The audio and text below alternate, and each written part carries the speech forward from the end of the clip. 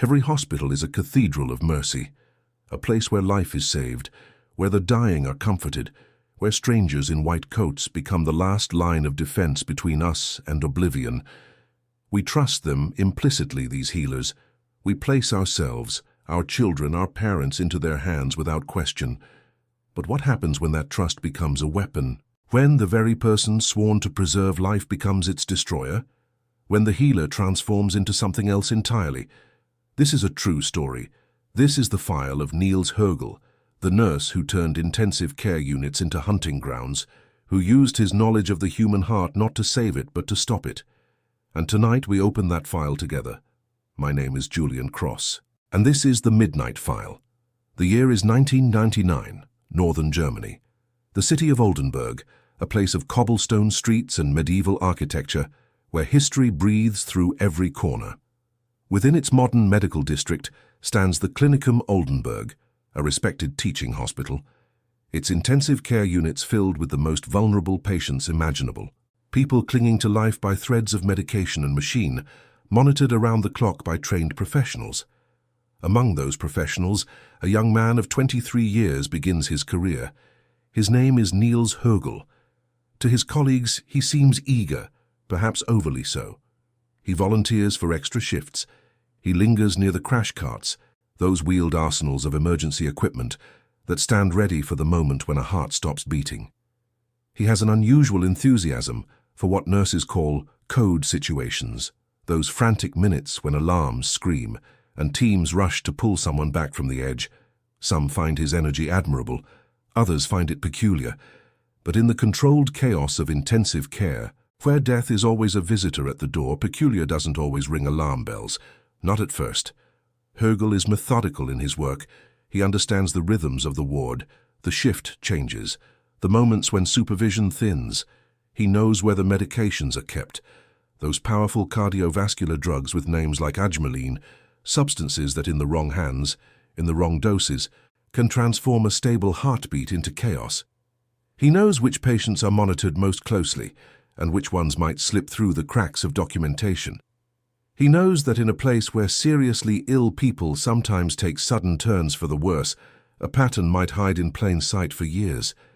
And he knows something else. He knows the intoxicating rush of being needed, of being the one who responds when the code is called, of performing chest compressions while others prepare the defibrillator, of being, in those desperate moments, a kind of savior.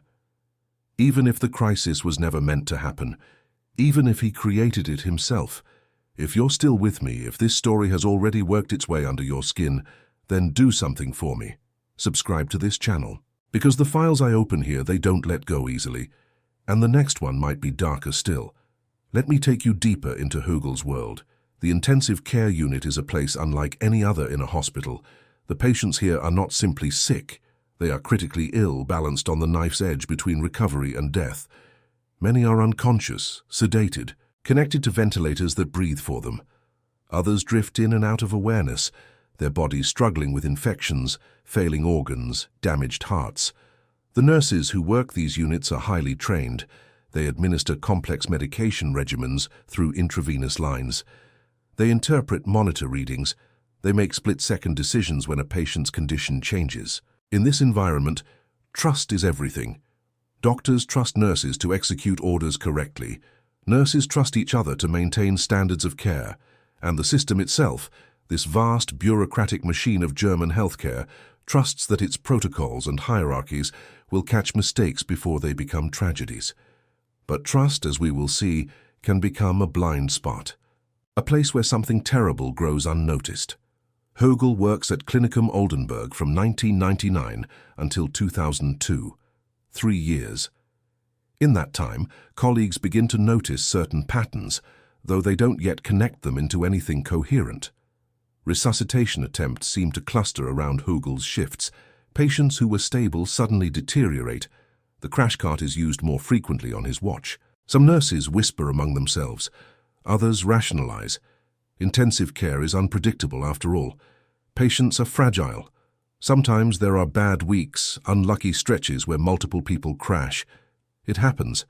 What they don't know, what they can't see, is the hand reaching for the medication drawer. The syringe being filled with drugs that were never prescribed. The injection into the IV line of a patient who trusts absolutely that whatever flows into their veins is meant to heal. They don't see Högel standing nearby, waiting, watching the monitor as the numbers begin to change, watching the heart rhythm transform from steady to erratic, watching the patient's eyes widen in confusion and fear, if they're conscious, watching the moment when the body realizes something is desperately wrong, and then the performance, the urgent call for help, the rush of other nurses and doctors, the choreographed dance of resuscitation, chest compressions, medications pushed rapidly through the IV, the defibrillator charged and discharged. Sometimes the heart restarts. The patient survives, though they will never know how close they came to dying or why. Sometimes, despite all efforts, the patient slips away. Another death in the intensive care unit. Sad, but not suspicious. Not yet. In 2002, something shifts. Perhaps there are too many questions at Oldenburg, too many raised eyebrows, though nothing has been proven. Högel leaves Klinikum Oldenburg and takes a position at another hospital. The Delmenhorst Hospital, also in northern Germany, also with intensive care units full of vulnerable patients, also with crash carts stocked with cardiovascular drugs, also with the same trust, the same blind spots, the same opportunities. If you're feeling something right now, a kind of cold understanding creeping up your spine, then you're beginning to see what I see when I read these files. Leave a comment below and tell me what you're thinking, because I want to know if these stories affect you the way they affect me, if they make you question the things we take for granted. At Delmenhorst, the pattern accelerates. Between 2003 and 2005, Högel's final 2 years as a nurse, the frequency of emergencies on his shifts becomes impossible to ignore. But ignoring it is exactly what happens, at least at first. Hospital culture is hierarchical. Nurses, especially younger nurses, are not encouraged to question the competence or behavior of their colleagues publicly. And Högel has cultivated a reputation. He's the crisis nurse, the one who stays calm when others panic, the one who's always there when the code is called. Some even see him as talented, as having a gift for emergency intervention. The reality is far darker. During the investigation that will come years later, Högel will admit to approximately 90 unauthorized injections at Delmenhorst alone. 90 times. He walked up to a patient's bedside with a syringe full of substances that were never prescribed, never needed, never meant to be given. Around 60 of those patients survived the induced cardiac crises. They were successfully resuscitated. 30 did not. 30 hearts stopped and could not be restarted, despite the frantic efforts of teams who had no idea they were fighting against sabotage. Imagine being one of those patients. You're in the hospital recovering from surgery, perhaps, or being treated for a heart condition. You're scared, but you're also hopeful. The doctors say you're stabilizing. Your family visits, you watch television, you drift in and out of sleep. And then one shift, a nurse you've seen before approaches your bed. You don't think anything of it. Nurses are always coming and going, checking monitors, adjusting medications. You might not even notice when he connects a syringe to your IV line. You might not feel anything at first when the drug enters your bloodstream, but then your heart begins to race, or slow, or lose its rhythm entirely. Your chest tightens. You can't breathe. Panic floods your system. You try to call out, but the words won't come. And the last thing you see before the darkness closes in is the nurse above you, the one who did this, now calling urgently for help, now playing the hero. Some of Högel's victims were elderly, in their 80s and 90s, their bodies already weakened by age and illness. But some were younger, some were in their 30s and 40s and 50s, people who should have had decades ahead of them, people whose families were planning their homecoming, imagining recovery, making arrangements for rehabilitation and care. Instead, those families received phone calls in the middle of the night. Devastating news. I'm sorry, but your loved one took a sudden turn. We did everything we could. Sometimes these things just happen. Except they didn't just happen. Someone made them happen. The victims span both sexes. They come from different backgrounds, different towns, different walks of life. The only thing they have in common is vulnerability. They were in intensive care. They were seriously ill. They needed help. And in needing help, they encountered Niels Högel. Now I want you to pause with me for a moment. If this story is gripping you, if you're invested in understanding how this could happen, then share it with someone. Send this to a friend who appreciates deep investigations into the darkest corners of human behavior. Because stories like this, they need to be told, they need to be heard, and they need to be remembered. The break in the case comes in 2005. At Delmenhorst Hospital, a physician notices something that others have suspected but not acted upon. Cardiac emergencies are clustering around one particular nurse's shifts with statistical improbability. It's not just bad luck. It's not just coincidence. The numbers are wrong, the pattern is wrong, and then comes the moment of concrete evidence. The physician catches Högel in the act, manipulating a syringe pump near a patient's bedside shortly before that patient goes into acute distress. It's not definitive proof of everything, but it's enough. Enough for alarm. Enough for action. Internal suspicion grows quickly once the silence is broken. Högel is removed from direct patient care. Quietly at first. The hospital is trying to manage the situation, trying to understand the scope of what has happened. But the evidence is mounting. Medication records are reviewed. Shift assignments are cross-referenced with patient outcomes. The pattern becomes undeniable. And finally, inevitably, the police are called. In 2006, Högel faces his first criminal charges. Not for everything, not yet. The initial case focuses on attempted harm, on a single incident where he was observed. In 2008, he's convicted and sentenced. But even then, the full horror has not emerged. The courts, the prosecutors, the investigators, they're still working with a limited understanding. A handful of cases, a few deaths. It's terrible but contained. It takes until 2014 for the dam to truly break. Prosecutors in Oldenburg decide to reopen the case on a massive scale. They will look at everything. Every death during Högel's tenure at both hospitals. Every shift he worked. Every patient under his care. They will examine mortality statistics, nursing assignments, medication records, toxicology reports. They will exhume bodies that were buried, hoping to find traces of the drugs that stopped their hearts. It is an unprecedented investigation in German criminal history. A reckoning.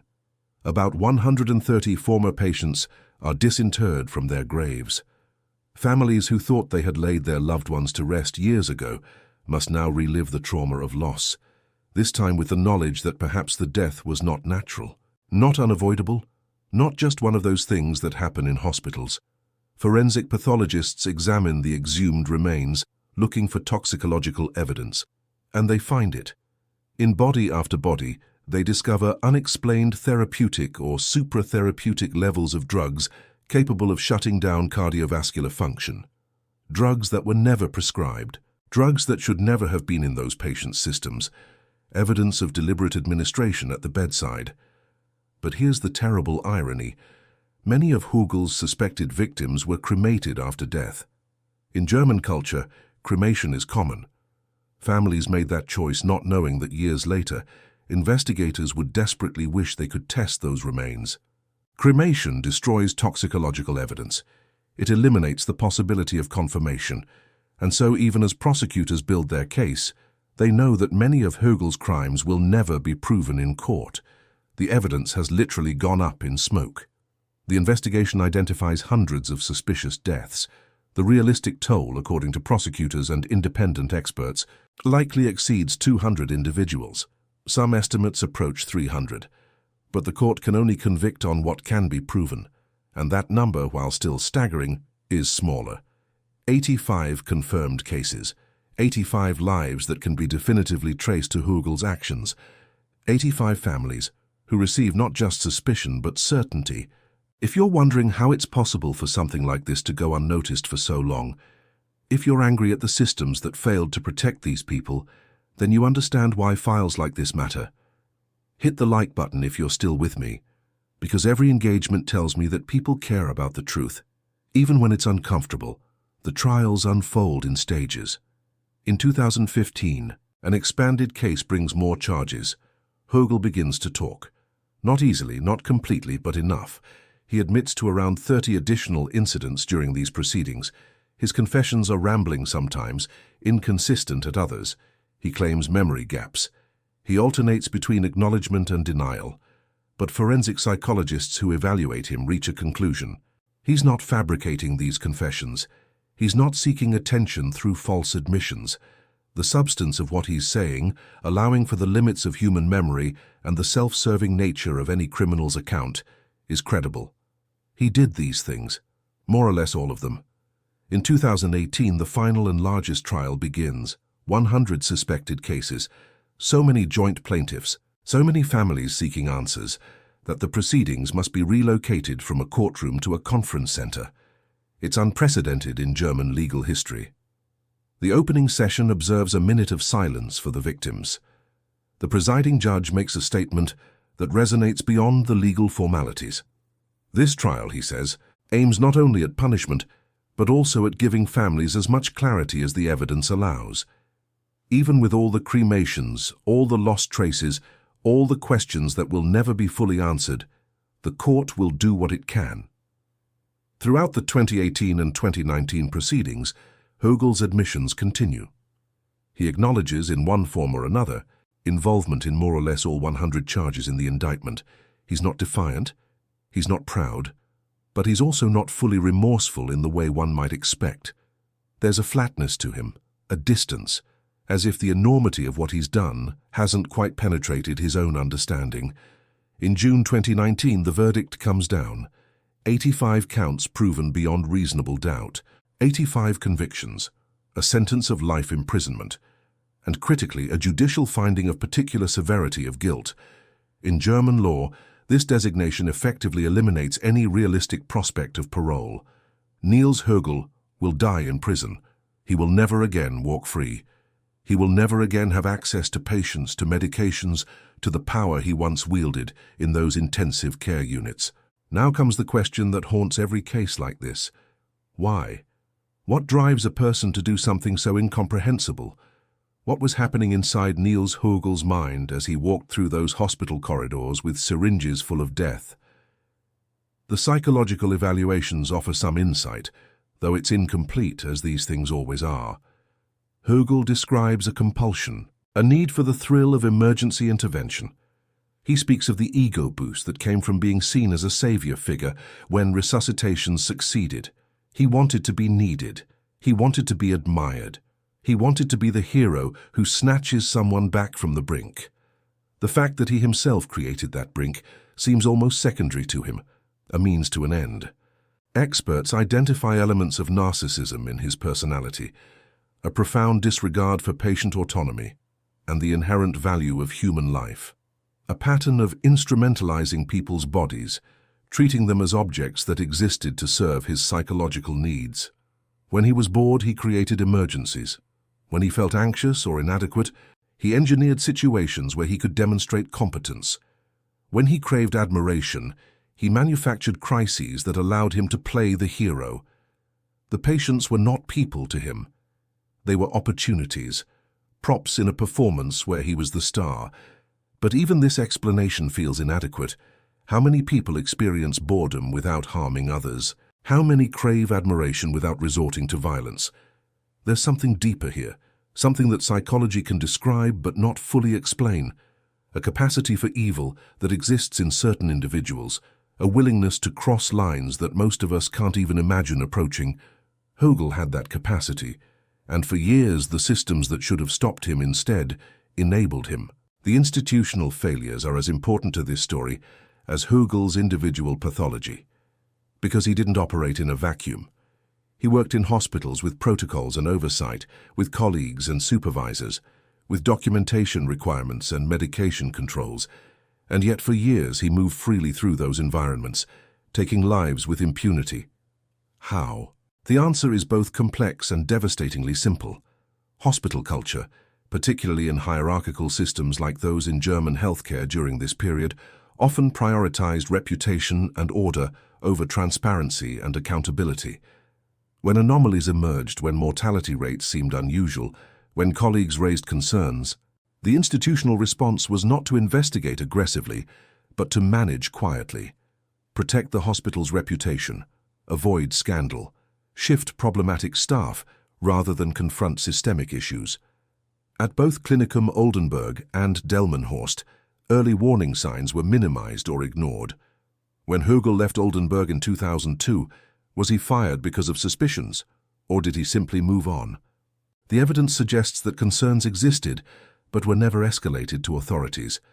When he arrived at Delmenhorst, did his new employers know about those concerns?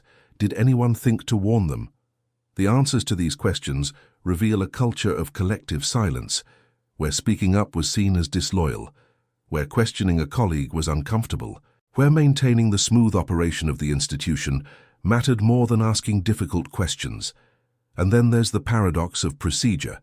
These intensive care units operated under strict protocols, infection control measures, documentation requirements, controlled access to medications. Everything was supposed to be regulated, monitored, checked. But these very procedures created a veneer of safety that made it easier to assume everything was fine. If the protocols are being followed, if the documentation looks correct, if the medications are properly stored, then surely nothing terrible can be happening. Right? Wrong. Because protocols are only as good as the people implementing them. And when one of those people is actively subverting the system, using his knowledge of the rules to exploit their weaknesses, the protocols become meaningless. Hogel knew exactly how to make his actions look routine. He knew when documentation would be thorough and when it would be cursory. He knew which deaths would trigger intensive review and which would be accepted as unfortunate but expected outcomes in a high-risk unit. He gamed the system, and the system let him. Academic researchers studying organizational deviance and healthcare failures have used Hogel's case as a prime example of how institutions can normalize deviance, how behaviors that should shock and alarm instead become accepted through repetition and rationalization, how complex routines and hierarchical pressure suppress dissent even when patient safety is obviously at risk. The phrase collective silence appears repeatedly in analyses of this case. Not just one person failing to speak up, but entire groups of people, departments, institutions choosing silence over confrontation. And that silence had a body count. If you're still here, still grappling with the enormity of this, then I want to hear from you. Leave a comment telling me what you think should have been done differently. Tell me if you've ever been in a situation where you saw something wrong but stayed silent. Tell me how we, as a society, prevent this from happening again. Because these conversations matter. Let me be clear about something. The victims of Niels Högel were not random strangers in the street. They were people at their most vulnerable. People who had checked into hospitals seeking healing. People surrounded by family who loved them, who visited them, who prayed for their recovery. Each of those 85 proven cases represents not just one life lost, but a web of grief that extends outward. Parents who lost children, children who lost parents, spouses who lost partners, friends, siblings, cousins, colleagues, neighbors. The ripples of these crimes touch thousands of lives, and for many of those families, the wounds were reopened years after they thought they had achieved some measure of peace. Imagine believing your father died of complications from his heart condition, mourning him, moving forward with your life as best you can, and then, a decade later, receiving a call from prosecutors. New evidence. An investigation. Your father may have been the victim of a crime. His body needs to be exhumed for testing. Everything you thought you knew about his death might be wrong. Some families felt relief at finally having answers, terrible as they were. At least now they knew. The doubts they might have harbored, the vague sense that something was wrong with the explanation they'd been given, those instincts were validated. But validation doesn't erase pain. If anything, it compounds it. Because now there's anger alongside grief. Anger at Hogel, obviously, but also anger at the hospitals that failed to protect their loved ones. Anger at the colleagues who suspected something but didn't act. Anger at a system that allowed this to continue for years. The 2018-2019 trial provided some families with a forum to speak, to address Hogel directly, though he rarely looked at them, to describe their loved ones not as statistics or case numbers, but as people, whole, complex, valued human beings whose lives mattered. A daughter speaking about her mother's kindness, a husband describing his wife's laugh, a son remembering his father's strength. These statements are part of the court record now, a testament to what was taken. Hogel himself offered apologies at various points during the proceedings, But how does one apologize for 85 deliberate takings of life? What words could possibly suffice? His apologies were noted, recorded, and then set aside as inadequate to the scale of the harm. Some families refused to even acknowledge him. Others addressed him with fury. A few spoke to him with a kind of sad bewilderment, as if trying to understand how a human being becomes capable of such acts.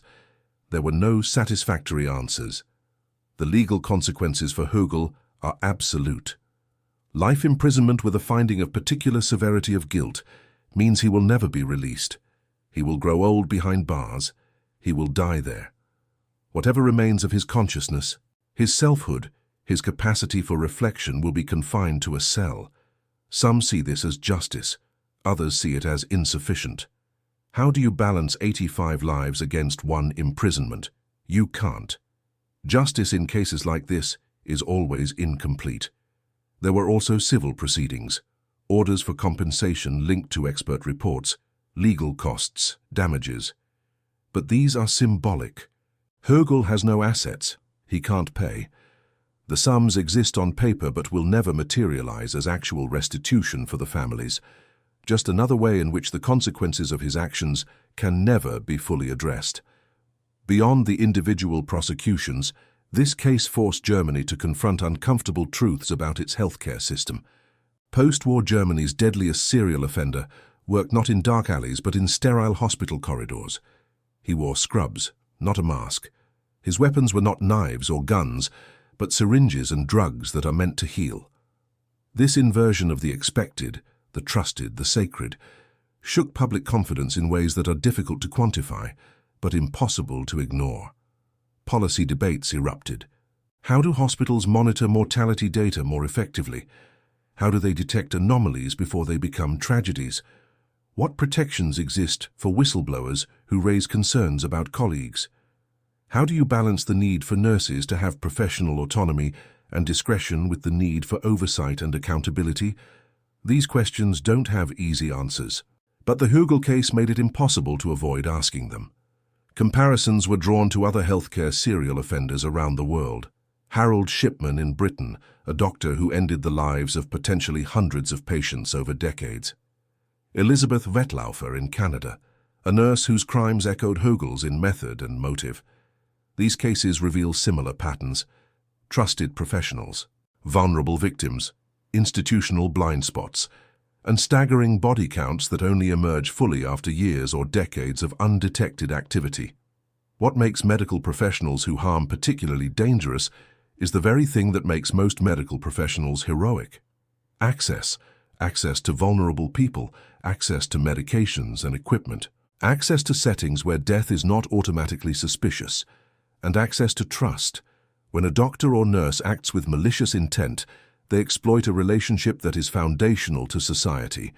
We must trust healthcare workers. Modern life is impossible without that trust. But what happens when trust becomes a hunting license? The estimates of Högel's true victim count vary. Judicially, 85 is the confirmed number. Investigatively, over 200 seems likely. Some analyses suggest approaching 300. The gap between what can be proven and what probably occurred is a permanent frustration, a testament to how cremation and the passage of time can erase evidence, a reminder that even thorough investigations have limits. This uncertainty is one of the cruelest aspects of the case. There are families out there, reading about Högel's convictions and wondering, was my loved one of his victims too? They died during his tenure at the hospital. They were in the right unit. The circumstances seem to fit the pattern, but there's no proof, no toxicology report, no exhumation possible because of cremation. Just a terrible, unanswerable question that will haunt them forever. Did their family member die naturally, or was it something else? They will never know for certain.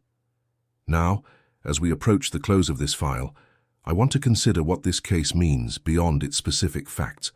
What does it tell us about human nature, about institutions, about the world we've built? First, it reminds us that evil is not always dramatic.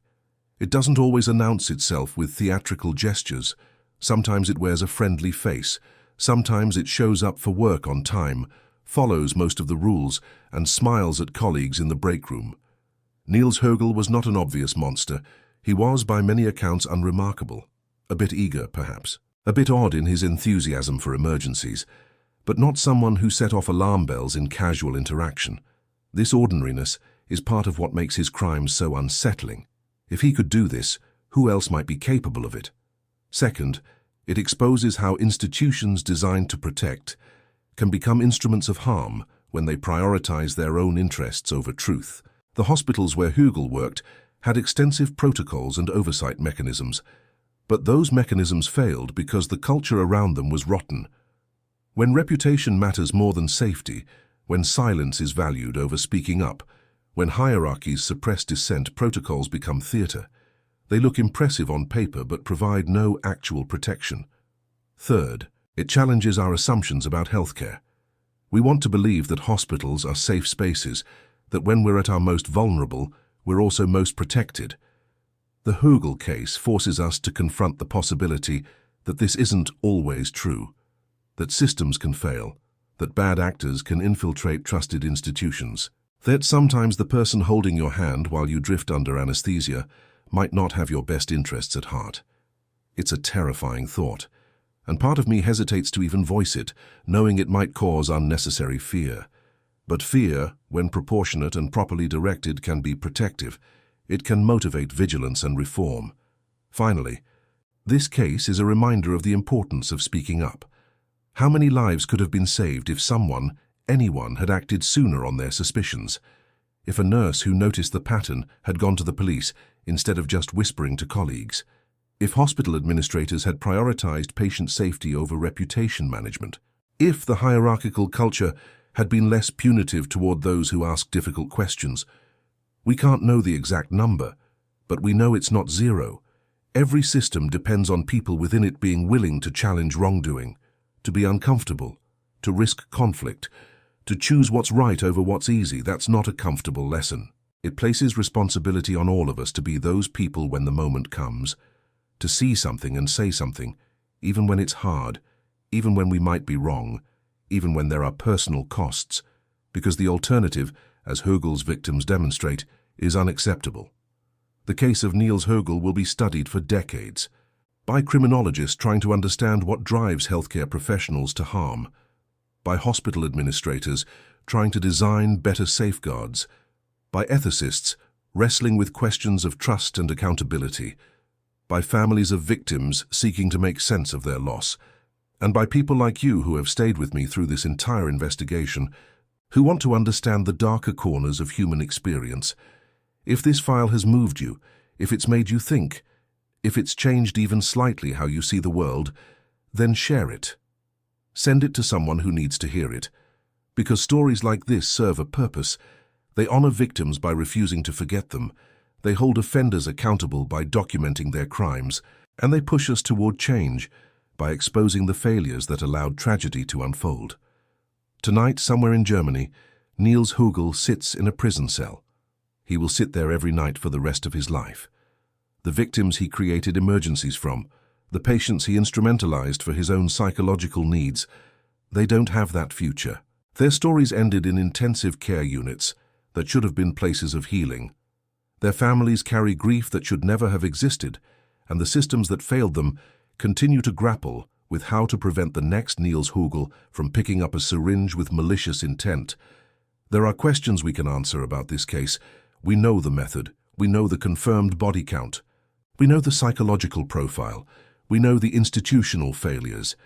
But there's one question that remains elusive, perhaps permanently so. How does a 23-year-old man become someone who can look into the eyes of a vulnerable patient and choose to end their life? What series of thoughts, experiences, deficits, or distortions leads to that moment? We have theories. We have clinical language. But the core of it, the actual subjective experience of being Niels Högel and making those choices, that remains locked away. Perhaps that's for the best. What we can do is remember, not just Högel's name, but the names of his victims, though space and privacy concerns limit my ability to recite them all here. But they existed. They lived. They mattered. And they deserved better than they got. Every hospital in the world is a little different now because of this case, a little more vigilant, hopefully, a little less trusting of patterns that seem statistically improbable, a little more willing to ask uncomfortable questions.